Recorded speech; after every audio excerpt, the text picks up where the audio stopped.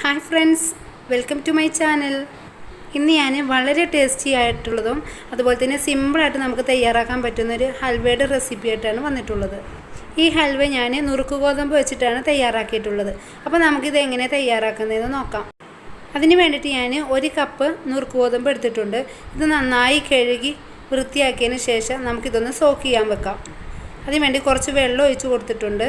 ഇനി നമുക്കൊരു കുറഞ്ഞത് 4 മണിക്കൂറെങ്കിലും ഇത് സോക്ക് ചെയ്യാൻ വെക്കണം. നിങ്ങൾക്ക് വേണമെങ്കിൽ ഇത് തലേദിവസം രാത്രിയിലെ വെള്ളം ഒഴിച്ചിടാം. ഇപ്പം ഞാനിത് 4 മണിക്കൂറേ വെക്കുന്നുള്ളൂ. ഇപ്പം 4 മണിക്കൂർ കഴിഞ്ഞിട്ടുണ്ട്. നന്നായിട്ട് കുതിർന്ന് വന്നിട്ടുണ്ട്. ഇനി നമുക്കിത് നന്നായിട്ട് പേസ്റ്റ് പോലെ ഒന്ന് അരച്ചെടുക്കണം. അതിന് വേണ്ടിയിട്ട് ഒരു മിക്സിയുടെ ജാറിലോട്ട് ഇട്ട് കൊടുക്കാം. ഇനി കുറച്ച് വെള്ളം കൂടെ ഒഴിച്ച് കൊടുത്ത് നന്നായിട്ടൊന്ന് അരച്ചെടുക്കാം. അപ്പോൾ ഇതാ കണ്ടില്ലേ, നന്നായിട്ട് അരച്ചെടുത്തിട്ടുണ്ട്. ഇനി നമുക്കിത് ഇതിലോട്ട് 2 കപ്പ് വെള്ളം കൂടെ ഒഴിച്ചൊന്ന് നന്നായിട്ട് അരിച്ചെടുക്കണം.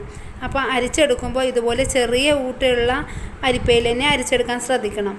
ഇപ്പോൾ ഞാൻ മുഴുവനായിട്ടും അരിച്ചെടുത്തിട്ടുണ്ട്. ഇനി നമുക്ക് ഇതിൻ്റെ ഈ ഗോതമ്പ് പാൽ ഉപയോഗിച്ചാണ് നമ്മൾ ഹൽവ തയ്യാറാക്കുന്നത്. ഇനി ഹൽവയിലോട്ട് മധുരത്തിന് ആവശ്യമായിട്ടുള്ള ശർക്കര ഉരുക്കി വെച്ചിട്ടുണ്ട്. അപ്പോൾ ഇത് 1.5 കപ്പ് ശർക്കരയാണ് ഉരുക്കിയെടുത്തിട്ടുള്ളത്. ഇനി നമുക്ക് നമ്മുടെ ഹൽവയ്ക്ക് ഒരു കളർ കിട്ടാൻ വേണ്ടിയിട്ട് ഒരു 1/4 കപ്പ് പഞ്ചസാര ഒന്ന് കാരമലൈസ് ചെയ്തെടുക്കണം. ഇപ്പോൾ ഒരു പാനിലേക്ക് ഞാൻ പഞ്ചസാര ഇട്ട് കൊടുത്തിട്ടുണ്ട്. ഇനി ഇതിൻ്റെ കളറൊന്ന് ചേഞ്ചായി വരട്ടെ. ഇപ്പോൾ പഞ്ചസാരയുടെ കളറൊക്കെ ഒന്ന് മാറി വന്നിട്ടുണ്ട്. ഇനി നമുക്ക് ഇതിലോട്ട് കുറച്ച് ചൂടുവെള്ളം ഒഴിച്ചു കൊടുക്കാം. ഇനി നന്നായിട്ടൊന്ന് മിക്സ് ചെയ്ത ശേഷം നമുക്ക് തീ ഓഫ് ചെയ്യാം. ഇപ്പോൾ കാരമൽ സിറപ്പ് ഇവിടെ റെഡി ആയിട്ടുണ്ട്.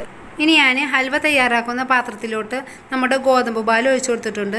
ഇനി നന്നായിട്ടൊന്ന് ഇളക്കി കൊടുത്തതിന് ശേഷം നമുക്ക് ഫ്ലെയിം ഓൺ ചെയ്യാം. ഇപ്പോൾ ഞാൻ ഹൈ ഫ്ലെയിമിലാണ് ഇട്ടേക്കുന്നത്. നമുക്കിതൊന്ന് കുറുകി വരുമ്പോൾ ലോ ഫ്ലെയിമിലോട്ട് മാറ്റാം. ഇപ്പോൾ ചെറുതായിട്ടൊക്കെ കുറുകി വരുന്നുണ്ട്. ഇനി നമുക്ക് തീ കുറച്ചതിന് ശേഷം നമുക്ക് ശർക്കരപ്പാനി ഇതിലോട്ട് ഒഴിച്ചു കൊടുക്കാം. ഇപ്പോൾ ഞാൻ ശർക്കരപ്പാനി ഒഴിച്ചു കൊടുത്തിട്ടുണ്ട്. ഇനി നമുക്ക് കൈ വിടാതെ ഇളക്കിക്കൊണ്ടിരിക്കാം. ഇപ്പോൾ ഒന്നും കൂടെ തിക്കായി വന്നിട്ടുണ്ട്. ഇനി നമുക്കിതിലോട്ട് കാരമൽ സിറപ്പ് ഇതിലോട്ട് ഒഴിച്ചു കൊടുക്കാം. കാരമൽ സിറപ്പ് ഒഴിച്ചതിന് ശേഷം നന്നായിട്ട് ഇളക്കി യോജിപ്പിക്കാം. ഇപ്പോൾ ഇത് കുറുകി വരുന്ന ഈ സമയത്ത് നമുക്ക് നെയ്യ് ഒഴിച്ചു കൊടുക്കണം. അപ്പോൾ ഞാൻ 1 ടേബിൾ സ്പൂൺ നെയ്യാണ് ഇപ്പോൾ ഒഴിച്ചു കൊടുക്കുന്നത്. അപ്പോൾ നെയ്യ് ഒഴിച്ചു കൊടുക്കുമ്പോൾ കുറേശ്ശായിട്ട് ഒഴിച്ചു കൊടുക്കാം. ഇനി ഞാൻ ഇതിലോട്ട് കുറച്ച് അണ്ടിപ്പരിപ്പ് പൊടിയായി അരിഞ്ഞതും കൂടെ ഇട്ട് കൊടുക്കുന്നുണ്ട്. വീണ്ടും ഇത് നമുക്ക് കൈവിടാതെ ഇളക്കി കൊടുക്കാം. ഇനി കുറച്ചും കൂടെ നെയ്യ് ഒഴിച്ചു കൊടുക്കാം. വീണ്ടും ഞാൻ 1 ടേബിൾ സ്പൂൺ നെയ്യാണ് ഒഴിച്ചു കൊടുത്തിട്ടുള്ളത്. ഇപ്പോൾ നമ്മുടെ ഹൽവ ഇങ്ങനെ പാത്രത്തിൽ നിന്ന് വിട്ടു പോരുന്ന പരുവായിട്ടുണ്ട്. അപ്പോൾ ഏകദേശം നമ്മുടെ ഹൽവ ഇവിടെ റെഡി ആയിട്ടുണ്ട്. ഇനി നമുക്ക് കുറച്ചും കൂടെ നെയ്യ് ഒഴിച്ചു കൊടുക്കാം. ഇപ്പം നമ്മളെ ഹൽവ ഇവിടെ റെഡി ആയിട്ടുണ്ട്. ഇനി നമുക്കിത് ചൂടോടെ തന്നെ നമുക്കൊരു നെയ്യ് തൂത്ത പാത്രത്തിലോട്ട് ഇട്ട് കൊടുക്കാം. ഞാൻ ഇതുപോലൊരു പാത്രത്തിലാണ് ഹൽവ സെറ്റ് ചെയ്യാൻ വെക്കുന്നത്.